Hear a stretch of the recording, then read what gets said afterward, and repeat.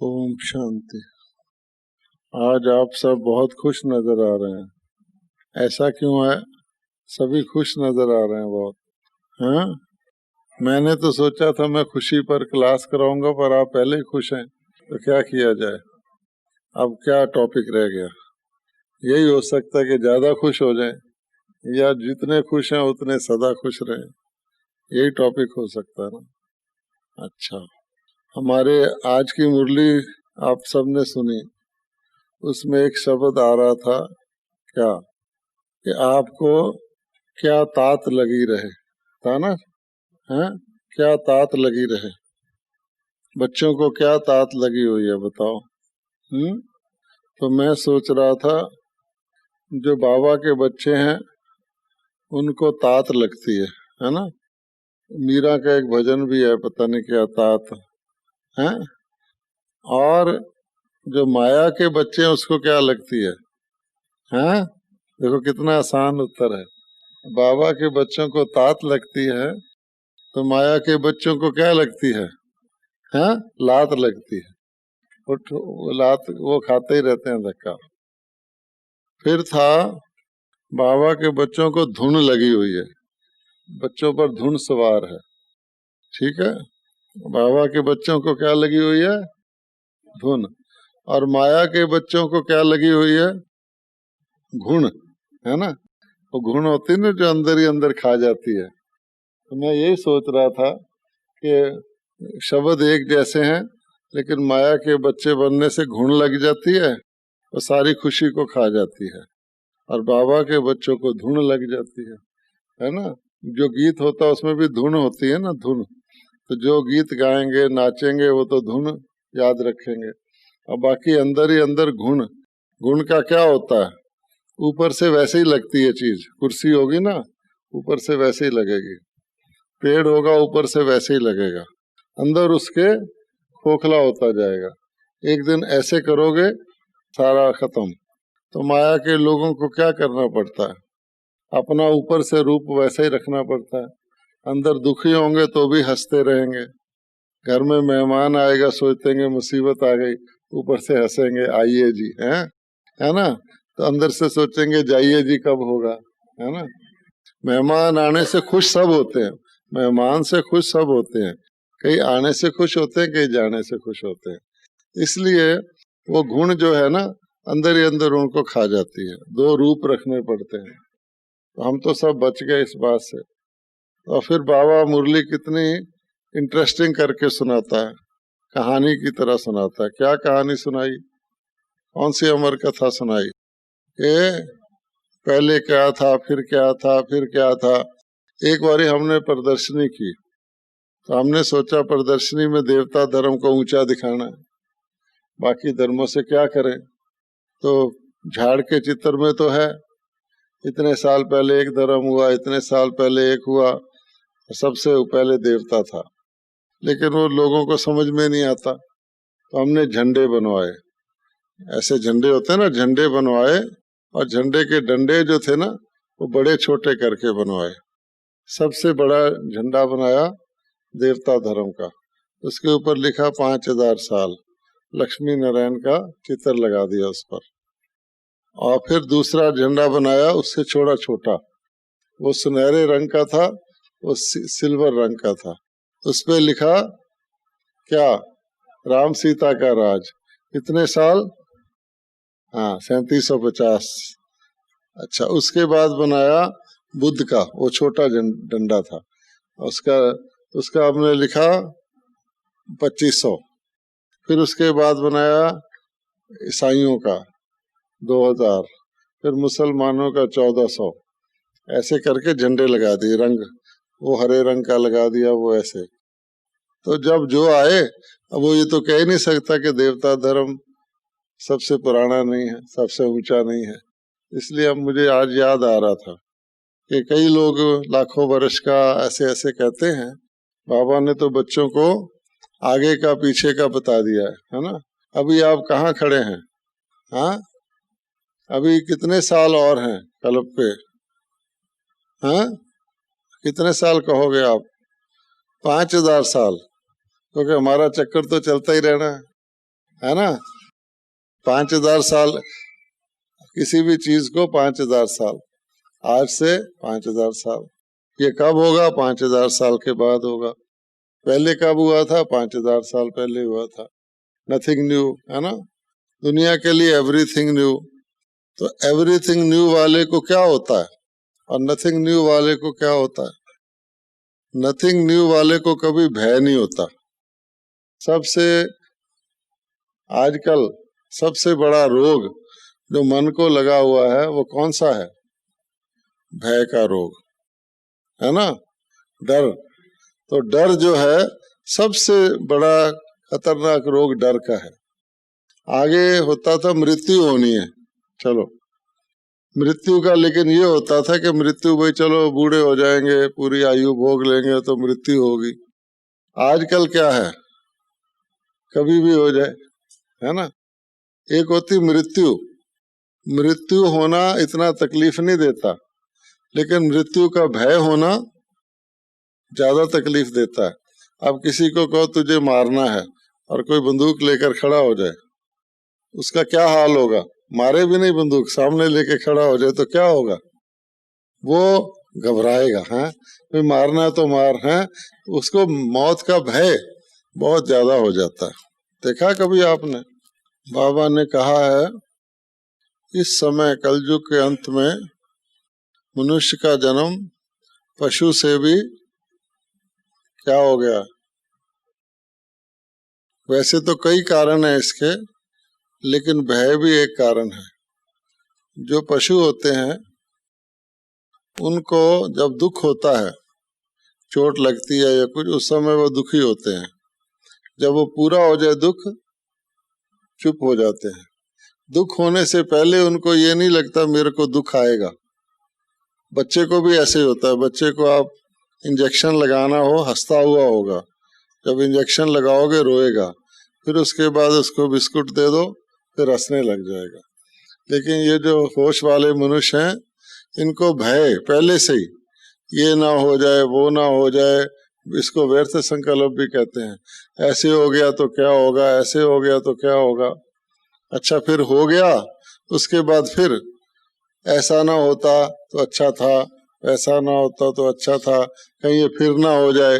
इसमें उसका टाइम बहुत वेस्ट जाता है। एक मुरली में बाबा ने कहा है कि पश्चाताप को भी लंबा घसीटना, किसी गलती का उसका अनुभव ले लेना और बात है, लेकिन उसका पश्चाताप ही करते रहो, पश्चाताप ही करते रहो, वो भी वेस्ट ऑफ टाइम है।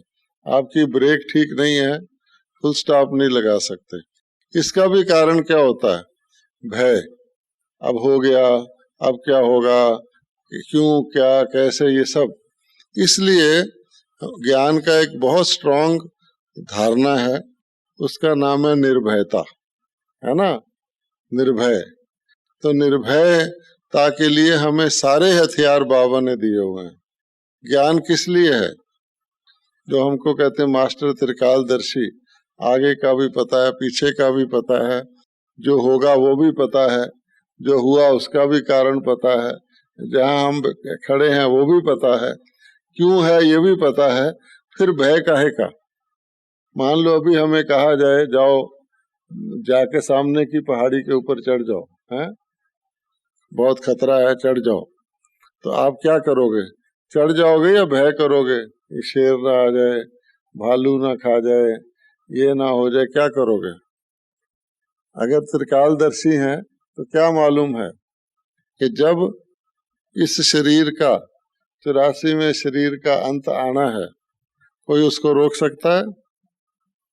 ड्रामानुसार आना ही है। जब नहीं आना है तो हम चाहें भी तो नहीं आना है। जिस दिन आना है उस दिन अपने आप ऐसी घटना होगी कि आप कितना भी बचाव कोई करेगा वो आ जाएगा। हमारे साथ ये एक घटना एक्चुअल हुई थी। हम सुबह अमृत वेले योग के बाद हमारे सेंटर के पास एक पार्क है, उसका एक चक्कर लगाने जाते हैं, रोज जाते हैं। एक दिन हम चक्कर लगाने गए तो उस तरफ जिधर से जाते हैं, ऐसे जैसे ड्रामा का चक्कर घूमता है, ऐसे क्लॉकवाइज जाते हैं, तो वहां पर एक शादी का टेंट लगा हुआ था और उसकी वजह से उन्होंने बाहर बहुत जोर से लाइट लगाई हुई थी सड़क पर। तो मैंने सोचा कि चलो ये लाइट जोर से लगाई हुई है, मैं दूसरी तरफ से चले जाता हूँ, ये सोच के चल पड़े। जब आगे गए तो कुछ कुत्ते भौंक रहे थे। तो मैंने समझा कि भाई वैसे तो हम रोज जाने वालों को कभी वो भौंकते नहीं, काफी सारे। मैंने सोचा पता नहीं क्यों भौंक रहे हैं। थोड़ा आगे गए तो अंधेरे में से दूसरी साइड से कुत्ते ने हमारे को आके यहाँ से पकड़ लिया जोर से। अच्छा, अब पकड़ लिया, बहुत मुश्किल से उसको छुड़ाया। एक चौकीदार था कोठी का, उसने डंडे मार के उसको हटाया। फिर हम थोड़ा आगे गए, वो फिर जोर से भागा हमारे पीछे और आके उसने फिर पाँव को पकड़ लिया। फिर उसने एक और आदमी ने आके बहुत उसको मारा। फिर मैंने उससे कहा कि कुछ पागल कुत्ता लगता है, इसीलिए उसको बाकी भी भौंक रहे थे, तो मुझे छोड़ आओ। वो कहता अच्छा। वो मुझे छोड़ने गया सेंटर पर, थोड़ी दूर आगे जाके वो फिर आया, वो गोली की तरह भागा हुआ। फिर उसने उसको बहुत मारा, चौकीदार ने। मुझे कहा आप जाओ। फिर मैंने चेक करवाया, उसने वहां गुरुद्वारा उसकी माताओं को भी काट रहा था। आखिर वो पागल कुत्ता था, हो गया। अब मैंने सुना था पागल कुत्ते के काटने से बड़े इंजेक्शन लगाने पड़ते हैं, ये हुआ। आजकल तो कम हो गया, खैर वो लगवाए सारे। तो फिर मुझे कोई कहे आप पार्क में न जाया करो। मैंने कहा भाई क्यों? ये तो उस दिन होना था और कुदरती देखो मैं उसी रास्ते से गया। ड्रामा अनुसार अगर मैं देर से जाता तो शायद उसको पहले ही लोग उसको मार देते। तो ये तो घटना घटनी थी, मैं उसमें क्यों डरूं कि भाई अब सारे कुत्तों से मैं भय करना शुरू कर दूं, पार्क से भी भय करना शुरू कर दूं। इसीलिए ये जो घटनाएं हैं आप टोटल देखोगे, व्यक्ति की प्रारब्ध है, उसके अनुसार सुख आता है, व्यक्ति की प्रारब्ध के अनुसार दुख आता है। तो भय का नाश, जैसे अंधेरे का नाश रोशनी से होता है, भय का नाश ज्ञान से होता है। और ज्ञान भय को चारों तरफ से रोशनी देकर हमें बता देता है कि भय करने की जरूरत नहीं है। फिर भी आत्माओं में भय के संस्कार होते हैं और भय से तनाव भी होता है। किसी को किसी चीज का भी भय हो जाए तो सारा दिन उसी फिक्र में लगा रहेगा, उसको खाना भी खाएगा अच्छा नहीं लगेगा। कोई ओम शांति कहेगा, वो भी मरा हुआ से कहेगा ओम शांति। हर चीज उसका ढीला ढाला होगा क्योंकि भय अंदर है। तो भय का दूसरा कारण क्या है? देह भान। आप देखेंगे कि सबसे ज्यादा भय होता है किसी चीज के एक नुकसान का, है नुकसान का। और ये पता होता है कि मृत्यु हो गई अगर तो सारा ही गया। अभी नया नया सेंटर बनाया था, अभी 4 जिज्ञासु आने शुरू हुए थे, बोर्ड ही लगाया था। अभी मृत्यु हो जाए तो फिर तो सारा चले जाएगा, मेरी मेहनत, है ना। या और भी जो चीजें हैं, कोई नया रेफ्रिजरेटर खरीद के ले आया, अभी ठंडा पानी पिया ही नहीं, अभी मेरी मृत्यु हो जाए तो बड़ा बुरा हाल होगा। मतलब ये मृत्यु से वो ये समझते हैं आप मरे जग पर ले, दुनिया के लोग। तो जो देवभान है, देवभान का मतलब क्या कि संसार की सब चीजें, देह और देह के जितने भी संबंध या पदार्थ हैं उसके साथ लगाओ। और जब तक आप सोल कॉन्शियस नहीं होंगे, एक तो सोल कॉन्शियस का ज्ञान भी भय को दूर करता है। आत्मा अमर है, आत्मा में सारे संस्कार हैं। अगर उसमें रेफ्रिजरेटर के संस्कार हैं, अगले जन्म में भी मिल जाएगा। अगर नहीं है, मांग मूंग के भी लाओगे तो तुम्हारा शरीर छूट जाएगा। सुख भोगने के संस्कार हैं, उतना तो भोगोगे ही। नहीं भोगने के संस्कार हैं, कितना भी मेहनत कर लो वो भोग ही नहीं सकते। इस बार कई आत्माओं को आप देखेंगे। तो इसलिए उसमें एक तो ज्ञान है, आत्मा अमर है। तो मृत्यु का भय दुनिया वालों को है, सबको है। और उससे भी ज्यादा अकाल मृत्यु का भय है, पता नहीं कब हो जाए। आजकल तो ऐसा हो गया, वो और भी ज्यादा, हर वक्त उनके ऊपर मौत का साया रहता है। वो सुख खुश कैसे हो सकते हैं, सुखी कैसे हो सकते हैं? नकली सुखी भी होंगे तो डरते रहेंगे अभी हमारा सुख छिन ना जाए। सुख हो तो फिर छिने ना। अगर छिनने का भय है तो सुख काय का। इस वास्ते मृत्यु का भय आत्मा के ज्ञान से, फिर आत्मा अभिमानी रहने के अभ्यास से खत्म होता है। लेकिन आप देखेंगे फिर भी खत्म नहीं होता। उसका क्या कारण हो गया? ज्ञान भी है, आत्मा का अभ्यास भी करते हैं, तीनों कालों का भी पता है, जो होना है वो होना ही है, नथिंग न्यू, सब पता है, फिर भी भय है। क्यों है? कोई तो कारण होगा ना। तो अगर आप और गहराई से देखेंगे तो भय का कारण होता है पाप कर्मों का बोझ। पाप कर्म जो है, डरता कौन है?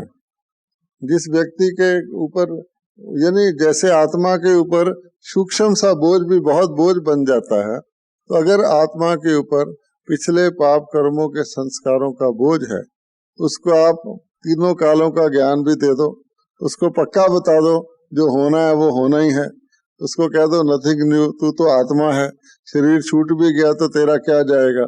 लेकिन उसको अंदर पता है शरीर छूट भी गया तो आत्मा बोझ साथ लेके जाएगी।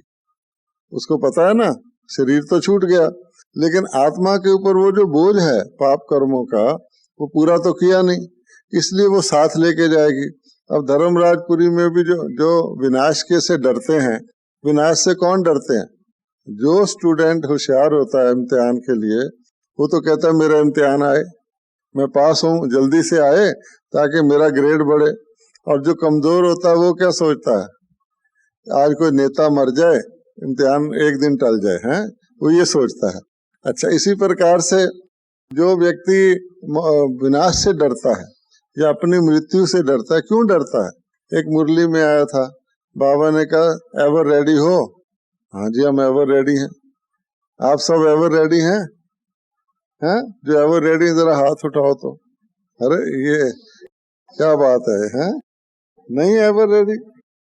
एक दूसरे को देखकर ही उठा दो, मैंने इसीलिए सबसे पहले उठाया था। एवर रेडी हैं? नहीं? देखो, एक रीति से तो सब एवर रेडी हैं, अगर बुलावा आ गया तो हमारी मर्जी है कि हम नहीं जाएंगे। एवर रेडी तो होना ही पड़ेगा, है ना, जल्दी से भी तैयार होना पड़ेगा। अच्छा भाई ठीक है, साहब पूरा हुआ। तो एक बारी हमें किसी ने कहा 2 घंटे का योग करवाओ, 2 घंटे का। मैंने कहा भी सब इकट्ठे हुए हैं, 2 घंटे का योग कराएंगे, किसी का कैसा, किसी की कैसी अवस्था होगी, किसी की कैसी, किसी को अभ्यास होगा, किसी को नहीं होगा, वो जिसको नहीं है वो दूसरे को भी वाइब्रेशन देता रहेगा, कैसे कराएं इनको 2 घंटे का योग, इनको पता भी ना लगे 2 घंटे क्या हो गए। तो हमने उनको काम दे दिया, हमने कहा देखो ऐसा है, समझो क्या विनाश का टाइम आ गया, ठीक है, आना तो है ही किसी दिन, अभी आपको तैयार होना है जाने के लिए, आपको थोड़ा सा टाइम है, 2 घंटे का टाइम है, उसमें आपने पूरी तैयारी करनी है, एंड में तो 2 घंटे भी नहीं मिलेंगे। अब आप सोचो कि मेरी कहाँ कहाँ किस किस के साथ लगाव है, कौन कौन सी चीजें मुझे मेरी आत्मा को खींचती हैं, अच्छी लगती हैं, उनसे छुट्टी ले लो खुशी खुशी। बजाय इसके एडवांस नोटिस मिल गया तो कहो अच्छा भाई माता जी अब हमारा आपका साहब पूरा हुआ, अब हम जा रहे हैं, भाई जी हम जा रहे हैं। जिससे भी जो चीज है, कोई चीज अच्छी लगी, नई चप्पल खरीद के लाए हैं, और चप्पल जी अब आपको नहीं पहनेंगे, ठीक है, जो भी नई चीजों से अपना लगाव हटा लो। अच्छा, फिर किसी को आपको किसी का आपसे मन मिटाव हो, वैर विरोध हो कि भाई इससे तो देखकर इसने मेरी जिंदगी को शांति भंग कर रखी है और सब हमें शांति में रहने देते, इसने तो मेरा सारा शांति छीन के ले जाते हैं, उससे भी कहो अच्छा भाई चलो अब जो हुआ सो हुआ है, फॉरगिव एंड फॉरगेट, हम जा रहे हैं। सबसे अच्छी तरह साफ चुकतू कर लो। फिर आपको क्या ख्याल आएगा? फिर आपको आएगा भाई चलो अगर शरीर में होते तो माउंट आबू में जाके दादी जी से छुट्टी ले आते, या अपने जोन इंचार्ज से वो भी ले लो कि भाई अच्छा अब हम जा रहे हैं, अब आप हमें खुशी खुशी छुट्टी दे दो, जो है सब ठीक है, हमें विदाई दे दो। अच्छा, उसके बाद आपको क्या ख्याल आएगा कि भाई हमने मनसा सेवा नहीं की, है ना, पूरी सेवा तो करी नहीं, तो आप ऊपर की स्टेज पर बैठकर सृष्टि के ग्लोब पर सारी आत्माओं को अच्छी तरह से मनसा सेवा कर दो। भाई हम आपको जानते या नहीं जानते, आप कितनी दूर बैठे हो, आपको हम योग का दान दे रहे हैं, क्योंकि हम जा रहे हैं, हम अपनी पूरी ताकत से आपको शुभ भावना रख के जा रहे हैं। अच्छी तरह से मनसा सेवा भी कर लो। फिर कई कहते हैं हम सूक्ष्म वतन में नहीं गए, कभी ध्यान में नहीं गए, सूक्ष्म वतन भी चले जाओ अच्छी तरह से, जितनी एडवांस पार्टी की आत्माएं सबसे छुट्टी ले आओ, एंड रेडी वगैरह हो के आपको हम बिल्कुल तैयार है, और हमें कोई गिला शिकवा नहीं, हमने ये नहीं किया वो नहीं किया, पुरुषार्थ कम किया, जो है पूरा कर लो अच्छी तरह। फिर आप जाओ। अब सब लग गए इस काम में, तो 2 घंटे तो बीत गए हैं, उनको पता भी नहीं लगा। कोई कहीं कहीं कुछ कर रहा था, किसी का कुछ रहता था, किसी का कुछ। तो कहने का भाव ये है, अगर हमें सचमुच करना होना तो यही है कि हमने जी जब अचानक नोटिस मिलेगा, हम कहेंगे हमने अपने रिश्तेदारों को भी मैसेज नहीं दिया, हमारे पास रोज जो लोग आते थे उनको भी संदेशा नहीं दिया, हमने सोचा दे देंगे दे देंगे दे देंगे, ऐसे टाइम पूरा हो गया, हमने ये भी नहीं किया वो भी नहीं किया। इस वास्ते ज्ञान इसलिए मिला है कि एवर रेडी मैन, ये मतलब नहीं एवर रेडी मैंने बुलावा आ जाए चलो, वो तो जाना ही है, उसके लिए मजबूरी है एवर रेडी की, लेकिन कंप्लीट होकर रेडी रहना कि अब बुलावा आ जाए, जब मर्जी आ जाए, मेरी तरफ से मैं कंप्लीट हूँ। जैसे एक फल होता है, पेड़ से लगा होता है, जब वो पक जाता है ना बिल्कुल, तो उसकी डंडी जो है ना इतनी सख्त नहीं रहती, जब तक तो डंडी को रस लेना होता है तो पेड़ से टाइट रहता है, धीरे धीरे धीरे वो रंग पकड़ लेता है, फिर ऐसे ही लटका हुआ होता है, मामूली सा, जिसको कहते हैं कर्मातीत अवस्था। जरा सी हवा आई, अच्छा ऐसा होता है। एक बार हम बच्चे थे, हमारे पिताजी का अमरूद का बाग था, हम छोटे थे, गए तो एक दो अमरूद बहुत जुड़े हुए पके हुए लगे हुए थे ऊंचे हमसे, हम सोचे हवा चले हमारे पास आ जाए, तो सचमुच ऐसा हुआ, हवा चली, वो दोनों अमरूद मेरे हाथ में आ गए। अब इस बात को हो गए 60 साल, लेकिन मुझे वो इतनी खुशी होती है कि देखो ऐसे किया वो हाथ में आ गए, क्योंकि वो कर्मातीत थे और शायद मेरे उसको लेना था। इसी प्रकार से हमको भी, अब मान लो हमारी बड़ी दादियां हैं तो सेवा कर रही हैं, तो कर्मातीत ही है ना कि भाई निमित्त सेवा कर रही है, बाबा भाग्य बनवा रहा है। इस वास्ते हमको इस तरह की कर्मातीत रहने के लिए बाबा ने बताया हुआ, क्या बताया हुआ, क्या हम एंड के वक्त कर्मातीत बनेंगे, एंड के वक्त कहेंगे जैसे मैंने बताया एक्सरसाइज करेंगे, इससे छुट्टी ले लो उससे छुट्टी ले लो, या पहले से करेंगे, क्योंकि ये वर्ष कौन सा है, मुक्ति वर्ष है। तो मुक्ति का मतलब क्या है, मुक्ति का मतलब ये है कि रहें लेकिन छूटे हुए रहें। एक पिंजरे का पंछी होता है, पिंजरे का तोता, पिंजरे की मैना, अच्छा वो जो मैं करते हैं, तो बाबा कहता है कि आप काम करो लेकिन उसमें आपकी क्या हो, लगाव ना जाए, अच्छा अच्छी चीज में भी लगाव ना जाए, अच्छी चीज का लगाव ज्यादा मीठा मीठा बंधन है। मान लो हमें कोई ड्यूटी मिल गई, आपने ये काम करना है, ठीक है, अब हमने वो काम किया, बहुत मेहनत करके किया, सबने कहा बहुत अच्छा किया, अब हमको खुशी हो गई कि हमने तो ये काम बहुत अच्छा किया, सारे लोग खुश हो गए। अब उस काम को हमें दोबारा दिया गया, आप करो। अब हमने क्या सोचा, चलो क्लास मिस कर दो, काम शानदार होना चाहिए, ये भी तो काम है ना बाबे का, योग मिस कर दो, काम बढ़िया होना चाहिए, कहीं बुलाया है वो भी मिस कर दो, काम बढ़िया होना चाहिए। तो ये क्या है कि काम का बंधन, और सारे काम मिस करके आपने एक काम कर भी दिया, तो आपके सब सब्जेक्ट के नंबर मिलेंगे या उसके मिलेंगे, उसके मिलेंगे। इसलिए बाबा ने क्या कहा, वो निमित्त बन के करो, अच्छा हो जाए तो भी निमित्त, इतने खुश नहीं हो, अच्छा हो जाए, अच्छे का उत्साह बनता है, लेकिन इतने नहीं कि मैंने किया मैंने बंधन में आ गए, बाबा ने करवाया, बंधन नहीं है, मालिक का काम है। किसी मालिक का कोई कहना मान के कुछ करता, हो जाए तो भी ठीक, ना हो जाए तो भी ठीक। हमें कोई मारा मालिक कहे जाओ फलाने व्यक्ति से पैसे वसूल के लाओ, हम वसूल के ले आए तो भी ठीक, नहीं लाए तो हम कहेंगे जी उसने दिए नहीं, वो कहता परसों ले जाना, खत्म, हमें तो कुछ नहीं। इसी प्रकार से बाबा कहता है कि अच्छे में भी किसी भी कर्म को करके देखिए, ये कर्म मेरा मुक्त कर्म था या मुझे बांधने वाला कर्म था। आपने किसी रिश्तेदार पर ही तरस खा लिया, उसको भाई मेरा रिश्तेदार है चलो, उसको आपने 20 रुपए दे दिए, चल भाई ले जा, आपने सोचा क्या है रिश्तेदार है ना, हमें सारा पैसा बाबा का, हम बाबा के 20 रुपए दे दिए तो क्या हुआ, 20 रुपए तो गिर भी जाते हैं, लेकिन इससे क्या हुआ, आप मुक्त हुए या बंधन में बंधे। वो व्यक्ति फिर आपको अगली बारी फिर आ जाएगा। किसी ज्ञानी व्यक्ति के साथ भी आपने बातचीत की, कुछ एक्स्ट्रा कर ली, आपने कहा चलो क्या हुआ, थोड़ी बातचीत तो की है, अगली बारी क्या होगा, फिर बंधन में आ जाएंगे। आप लेक पे घूमने ही गए, आप गए, आप सोचे अच्छा इसको साथ ले चलते हैं, चल भाई मेरे साथ चल। अच्छा, आपने सोचा इसमें क्या है, उसकी भी सैर हो जाएगी। अच्छा, अगले दिन क्या होगा, जब आप सैर करने जाओगे, मान लो आपने कोई विचार सा, वो आके खड़ा हो जाएगा, आप सोचोगे अब ये ना आए, लेकिन उसको तो आपने आदत डाल दी। इस वास्ते किसी को आपने एक्स्ट्रा टोली ही दे दी, चलो इसके पास जाते हैं, इसको टोली दे आते हैं। अगली बारी आप खाली हाथ जाओगे तो क्या सोचेगा, वो सोचेगा टोली नहीं लाया ये। ठीक है, इस वास्ते है छोटी छोटी बात, लेकिन आप कोई भी चीज एक्स्ट्रा करोगे आप फंसोगे। इसलिए बंधन से मुक्त मैंने कि जितना जरूरी है मुझे अपने पार्ट बजाना है, सबके साथ ठीक भी रखना है, लेकिन फंसना नहीं है, ना फंसाना है, ये है इसका। तो छोटे काम में या बड़े काम में, अच्छा भी काम हो, उसमें मेरा बंधन ना बने, तब आपको आध्यात्मिक शक्ति रहेगी। वरना आपकी आध्यात्मिक शक्ति, खुशी टेम्परेरी होगी, जिस दिन खुशी नहीं होगी उस दिन कहेंगे इस कारण से खुशी हुई ना।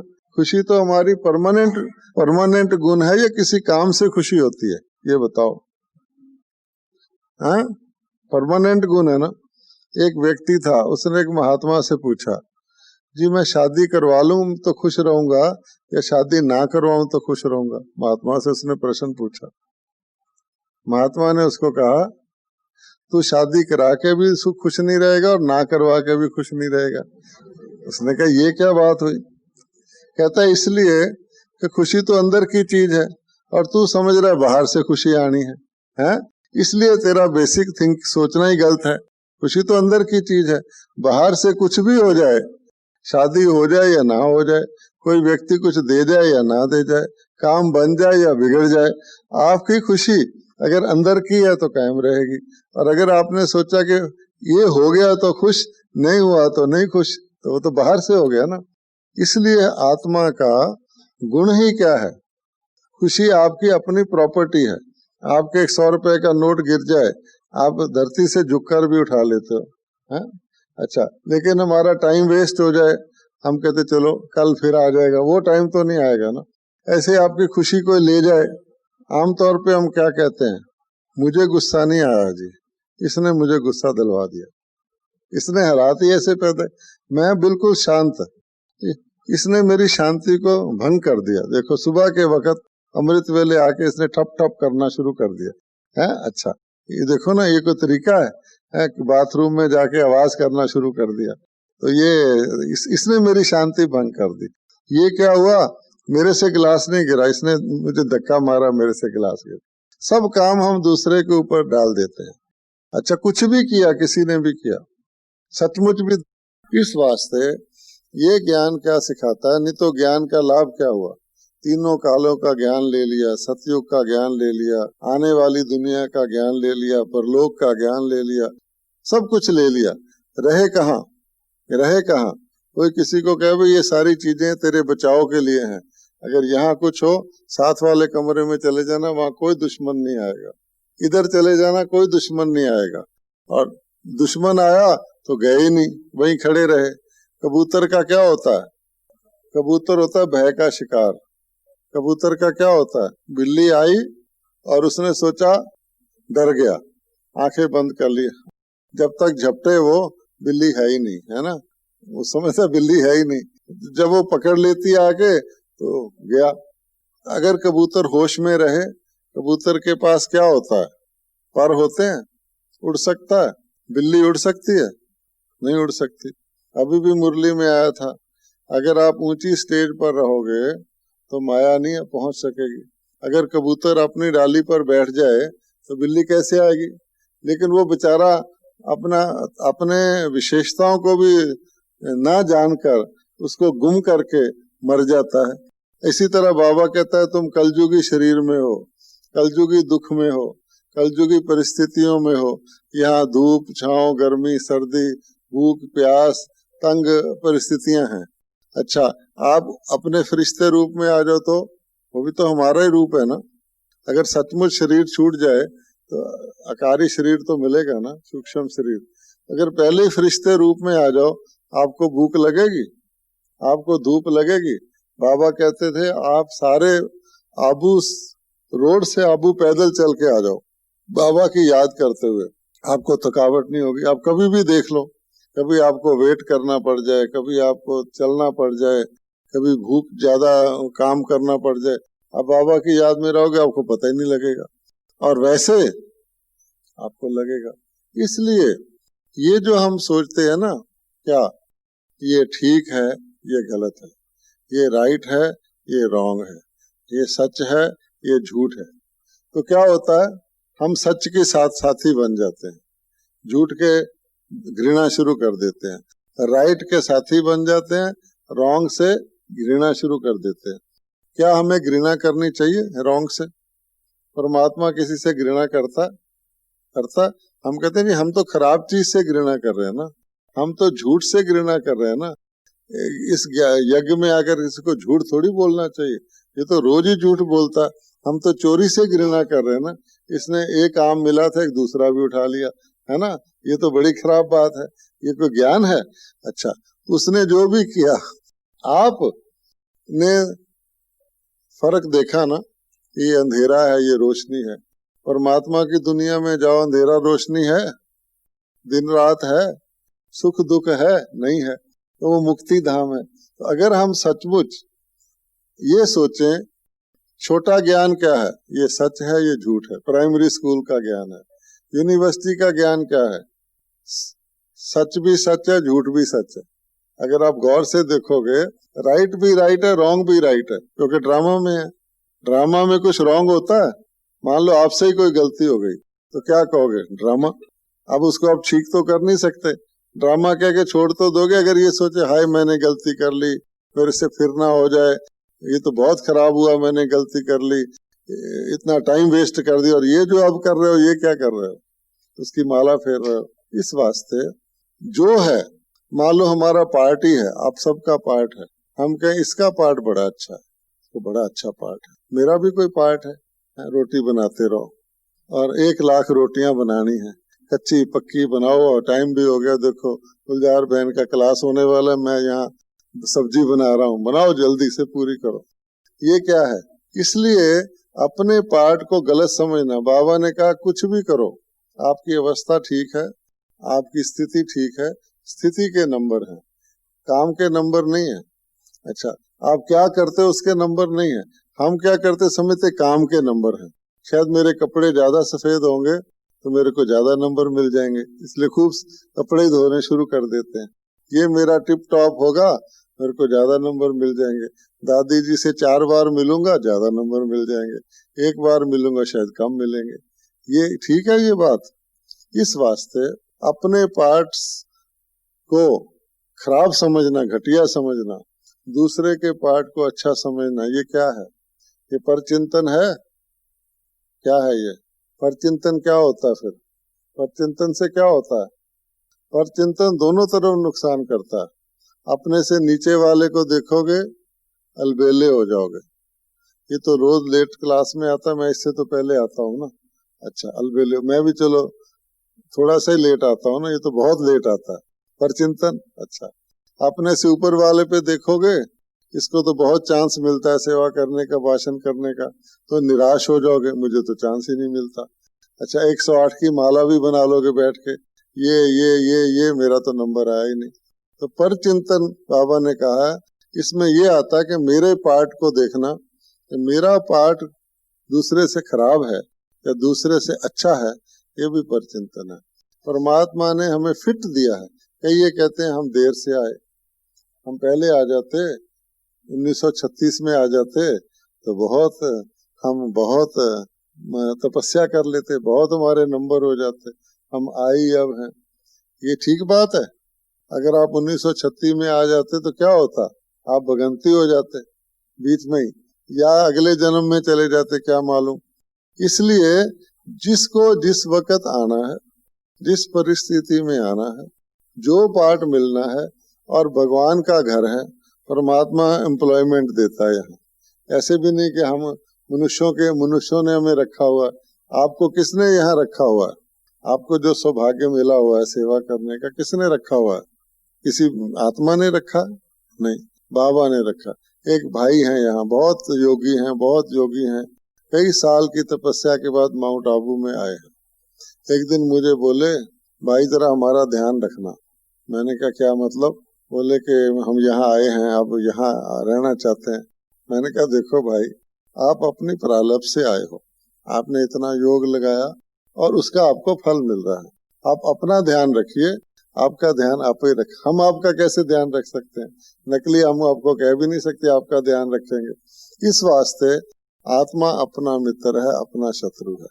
हमें सिस्टम को जान लेना चाहिए। हम ये नहीं कह सकते बाबा ने इसको क्यों रख दिया, ये तो इस काम के लायक ही नहीं है, ये भी गलत है। इसका मतलब हम बाबा को ही डाउट कर रहे हैं, बाबा ने इसको क्यों रखा।